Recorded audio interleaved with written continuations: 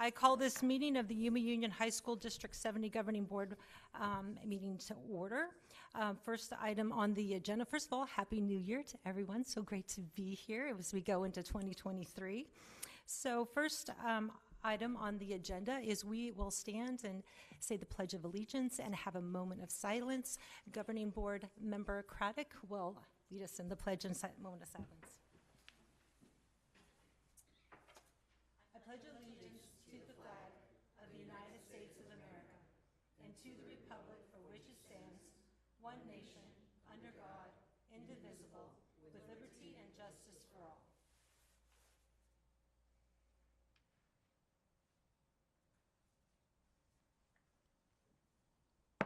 You may be seated. Next item on the agenda is move to action item 6.1, election of president and vice president. Are there any nominations for president? I have a nomination. I would like to nominate Governing Board Member Carlos Gonzalez to president. I would like to nominate David Lara for president. Since we have two nominations, are there any other nominations? No, with that, we will take a roll call vote, and we will begin with Governing Board Member Kravitz. I'm so sorry, I thought we were voting at the end. No, it's down. Okay, Mr. Lara. So I guess I'll vote for myself. Thank you. Mr. Gonzalez? For myself. Mr. Lara. Okay. Now, the motion passes. Mr. Lara is the new president, and yay. Now, very nice. Yes. Next, we move on to, we're going to close, I need a motion to close the nomination for president. I move. Do we have a second? Second. All in favor of closing nominations, say aye by raising Aye. your hand. Aye. That the motion passes. And so next we go into the nomination for vice president. I would like to move to nominate Carlos Gonzalez as vice president. I'll nominate Jackie Kravitz. Okay. Are there other nominations? Can I decline? May I decline? You don't want to? I Yeah, do oh, yeah, not- you can. That's I do fine. not want It's fine. That's fine. Okay. I Okay. appreciate Are there any other nominations? Hearing none, is there a motion to close nominations? I did that a little backwards in the first one. All right. that. I move. So Thank you. Second. Thank you. Thank you for understanding. All in favor of closing the nominations? Aye. Aye. Aye. Opposed? The nominations are closed. So those in favor of Carlos Gonzalez for vice president, please signify by saying aye. Aye. Aye. Opposed? Congratulations, Thank you. Mr. Gonzalez. Hey. Oh, well, that fast? Yep. Gee, nice. That was surprising. Thank you very much. I guess I shocked a lot of people. Thank you very much. I'm honored, I'm pleased, and hopefully I won't drop the ball. So let's get this meeting rolling. First order of the agenda, board member reports. Any discussion about conferences, visitations, legislation, special recognitions, donations, etc.? Any board member reports? I do want to keep at the forefront the AEL, the expenditure limit.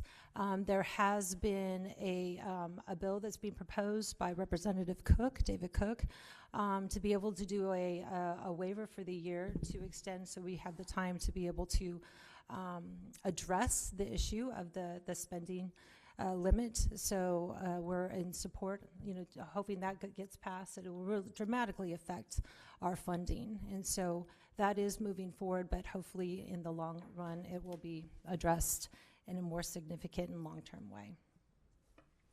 Anybody else? Okay, next item on the agenda is superintendent's report. Mr. Brienza. Take it away.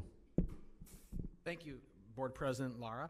On December 14th, I had the privilege to attend new board member orientation with Ms. Craddock, Board Member Craddock, and we also attended the ASBA Winter Conference the next 2 days as well. So it was engaging and I think enlightening and educational for both of us, and look forward to her working on the board.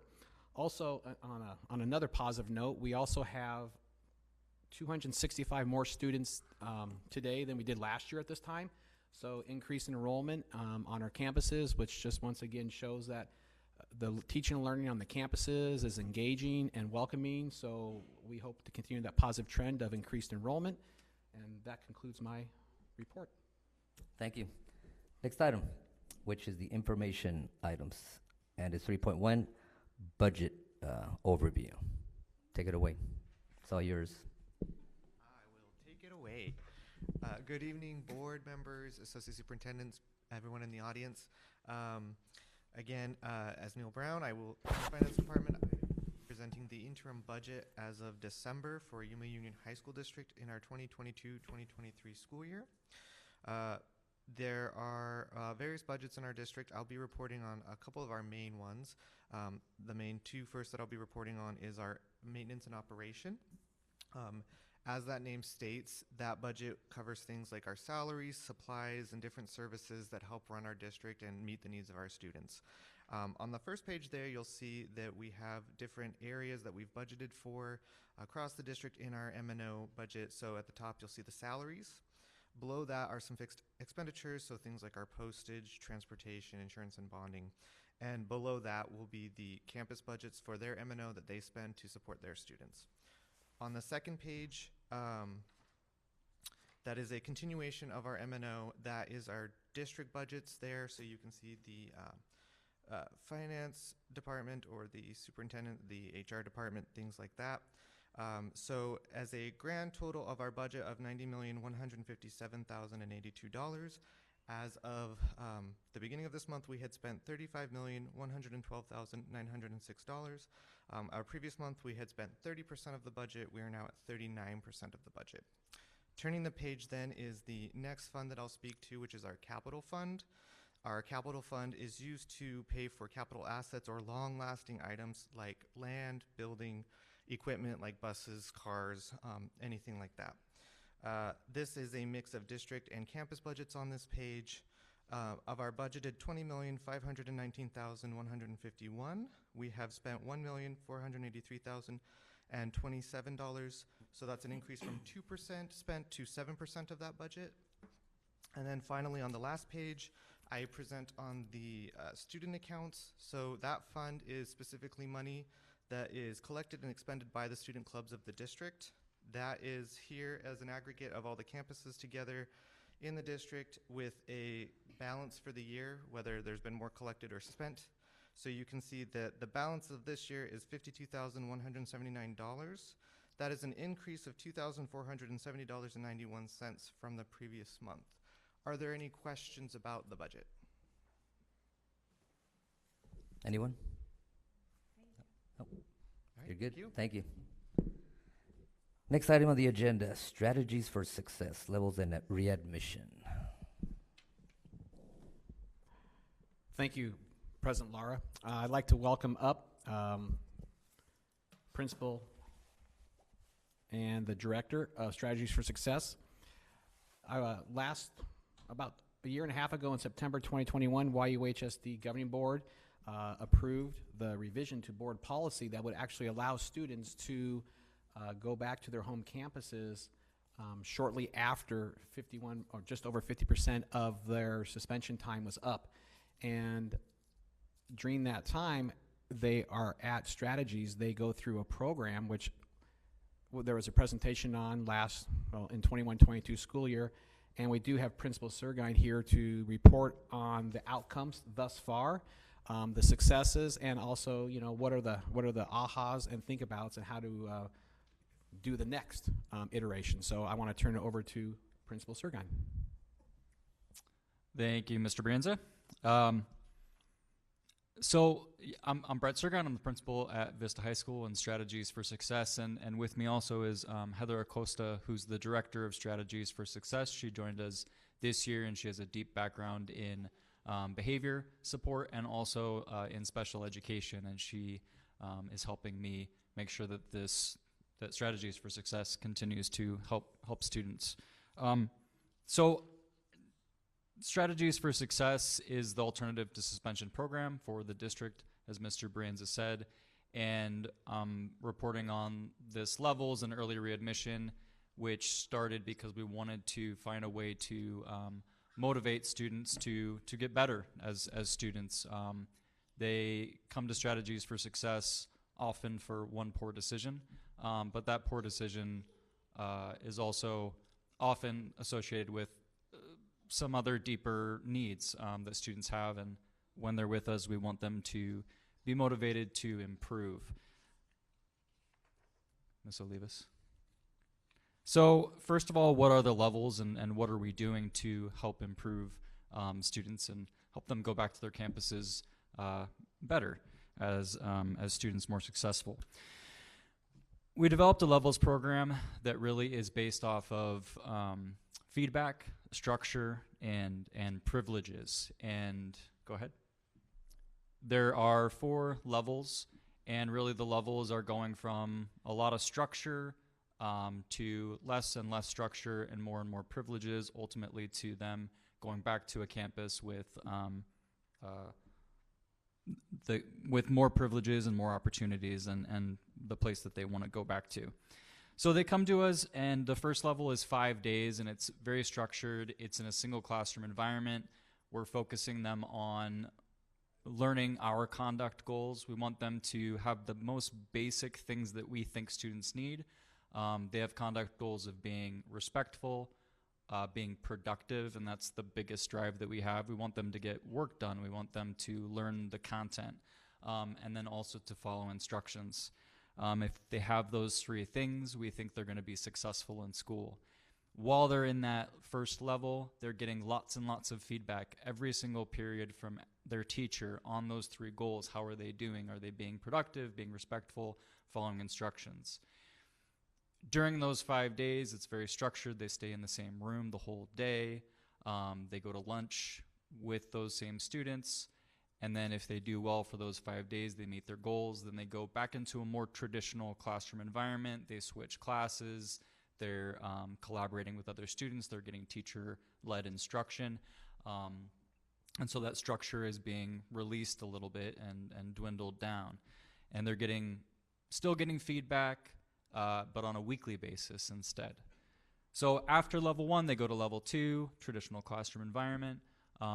They stay there for 2 weeks. And then going to level 3, really, they're not going to a different place, but they're getting more privileges. They're getting access to their phone at lunchtime. We do practice wearing uniforms at Strategies for Success, but if they're at level 3, they can start making their own choices about what they wear on Fridays. And they also, if they're passing their classes, they get a special activity on Friday where they get to get out of class and get a snack and have some social time. And then level 4 is they have done it. They've proved to us that they can be a successful student with the most basic expectations that we have that are helping them pass their classes and learn the content. And at that point, if they have good attendance, they can have permission to have early readmission back to their home school after half of their suspension has passed. So the next thing I want to look at is how did students move through that? This was our grand plan, our vision. Did it work? Were students moving through the levels like we wanted them to? Go ahead, Ms. Olivas. So this is the data from last school year. 50% of our students earned early readmission and returned back to their campus. They demonstrated excellent conduct. They demonstrated attendance, even in a year where attendance was a little bit more tricky with last year. 87% of them met their conduct goals every week. We set really clear expectations for them. We were consistent with those expectations, and they reached that bar for us each week. 90% of them met their daily goal every day at level 1. They did what they were supposed to, and in the end, they were successful on a daily basis. And then 5% of them had some more significant struggles. They missed more than one daily goal. They needed more supports. But for the most part, the students who came to our program were very successful. They moved through the levels. They did well in their classes, and their behavior improved compared to previous groups of students that we worked with. So that's how they moved through it. Here were our goals, and then we're going to look at some data about did we make progress on those goals. We're doing all this work, and the board has supported this work in order ultimately to improve outcomes for students. We want them to have improved conduct and improved safety when they're on campus. We want them to have better grades and have better credit completion, and we want them to have attendance rates. And these are issues in my first few years at Strategies for Success that we really saw a lot of struggles with compared to the other schools in our district. We did have high rates of problem behaviors that made it more difficult to teach, that made it more difficult for students to learn. And so we wanted to create a better learning environment. So here's how we did last year, what the data is so far. For me, the biggest thing was I wanted to have a better learning environment so that students could learn, teachers could teach, and this is the data that's most important to me. On the left-hand side, so we have gray and we have purple, and the gray are behavior incidents that happened between 2018 and 19 and then 21-22. Behavior incidents went down. Behavior incidents is a whole bunch of things. It could be a fight. It could be being disruptive in the classroom. It could be drug use. It could be anything that might go wrong in a classroom or with a student. That went down from 174 infractions, incidents to 108. Significant, almost cutting it in half. At the same time, we were working with almost twice as many students. So we went from 145 students in 18-19 to 269 in 21-22. So the enrollment went up, the number of students we were serving and working with, and at the same time, the number of incidents went down significantly. This means in the classroom, students are working on their class assignments. They're listening to the instruction from the teacher. They're collaborating successfully, having positive relationship with their peers, positive relationships with their teachers, and that students feel comfortable and safe going to school every day. In addition to the overall incidents going down, this little box on the right-hand corner is the number of aggressive incidents, fights between students, verbal altercations, and that went down by a third. So it went from 35 to 13. So all of these numbers, it was a very productive and safe and positive atmosphere last year. So that piece, improving safety, improving conduct, worked really, really well. Credit completion, we wanted and hoped for that students would have more academic success, and this is maybe less significant.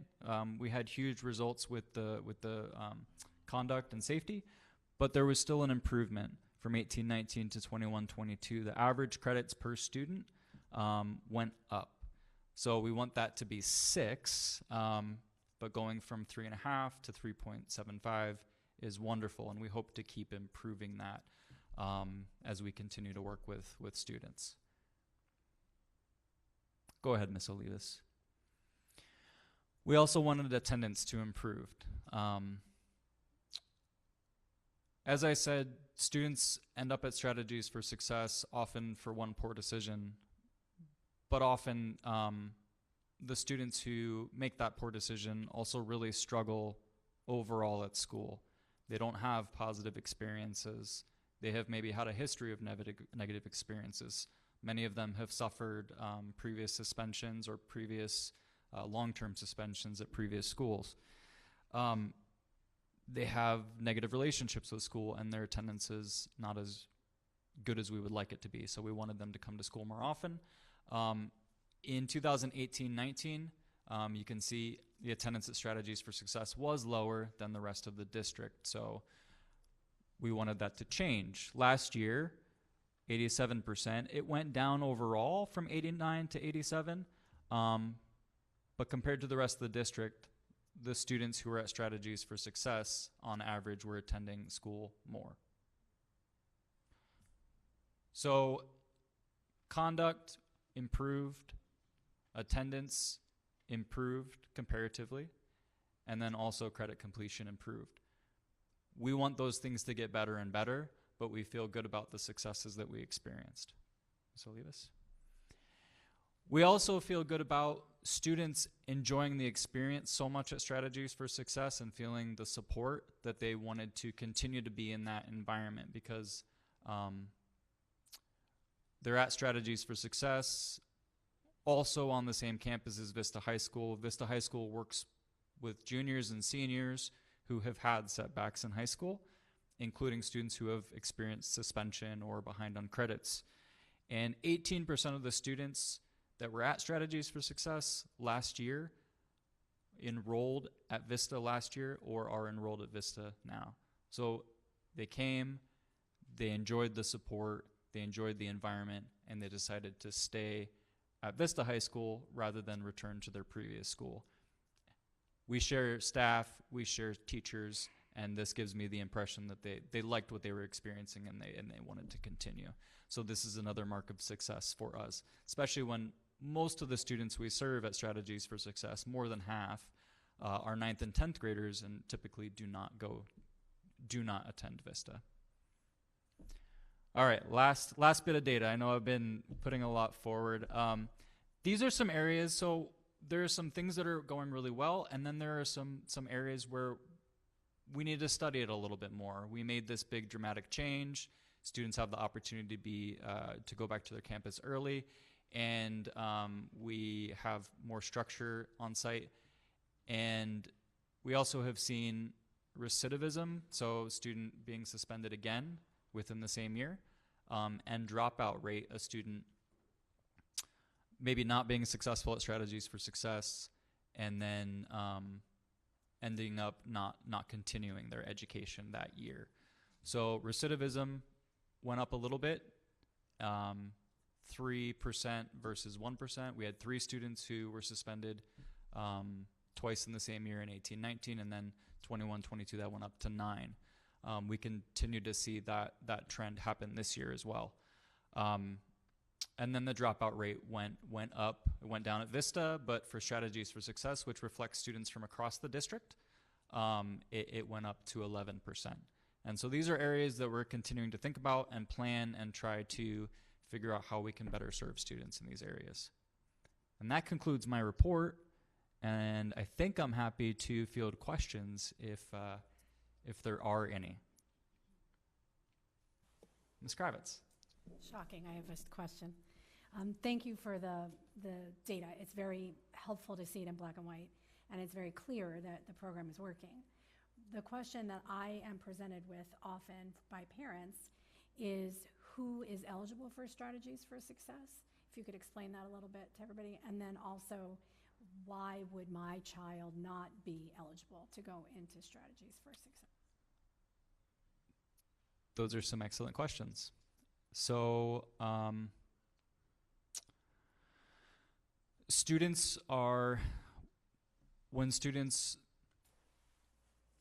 presented with a long-term suspension, which is defined as a suspension over 10 days, Right. then they are often given a recommendation to attend Strategies for Success. The administration that is recommending the long-term suspension for the student makes the decision whether they are eligible to go to Strategies for Success or not. There are some cases in which the type of infraction might lead us to think that the student would not be best served by going to Strategies for Success. Does that answer your question? Yes, I Okay. am posing it for people who have that question? It comes down to individual students and individual cases in Right. terms of whether it's the right program for them, but it is for students who are suspended for over 10 days. Right. And then just to clarify for everybody, Strategies for Success is an in-person program. It is. It's an in-person program. Yes. Thank you so much. Mhm. Any other questions? No? Thank you. Thank you. Okay, next item on the agenda is call to the public. Mr. Brienza, do we have anything? No? Nothing? Okay, I'll still read it anyways, just to get some practice. Any person wishing to speak may present the information at this time only. All presentations are limited to a maximum of 3 minutes and a maximum of 15 minutes on each subject. Before you begin to speak, identify yourself clearly, stating the record your name. Comments by members of the governing board in response to any public comment will be limited to asking staff to review the matter or requesting rescheduling the matter for further consideration at a later date. Is there anybody from the audience? No? Boy, this is going to be a fast meeting. All right. Next item on the agenda, consent agenda. Do we have anything that we need to strike out? Nope. So, motions to accept the consent agenda. I make a motion to approve the consent agenda as stated. I'll second. We have a motion from Mr. Gonzalez and second from Ms. Kratz. Any discussions or questions? None? Okay, then everybody say aye by signifying. Vote by signifying aye and raise your hand. Aye. Aye. Against? All right, perfect. Hold on a second. Sometimes it's difficult to juggle this with this. When Phil was at the driver's seat, he made it look so easy. Okay, we got that out of the way. So now we got elections out, consideration to accept donations. Oh my God, they're usually so long. So you have to do a lot of reading, yeah. Give me a second here. You can delegate. Yeah, really? Oh, you want to do that? That's fine. Okay, well, actually, it's not that long. Okay, very, very well. Accepting donations.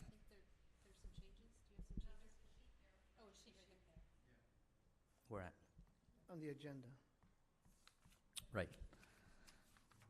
Accepting donation, yeah, 6.2. It says Gila Ridge, Chick-fil-A donation of $150 to Gila Ridge High School. Kofa High School, Yuma Kennel Club donated $500 to Kofa High School Culinary Arts. San Luis High School, various students and teachers donated nominal food items to San Luis High School's Culinary Exploratory Club. Total value of donations are $250. Mr. Robert Frazier, I think I got that right, donated $4,600 to San Luis High School. The donation will be divided amongst the following programs: music and band, $400; building trades, $400; library, $2,500; arts, $400; ag, $400; and PE, $500. Do we have any motions? And Phil would always say a big thank you before the motions. I move that the governing board accept the red donations with gratitude. Okay, we have a motion Second. and a second from Ms. Mellon. Discussions? No? Signify by saying aye. Aye. Aye, very well, thank you very much. So we only have one more item on the agenda unless I skip something, which is the next board meeting will be Wednesday, February 8th, 2023 at 5:15, professional services here. Since we have that out of the way, now we just have the adjournment. Do I have a motion to adjourn? Second. Everybody signify by raising your hand and saying aye. Aye. Okay, I gotta do this once. Can I backtrack it?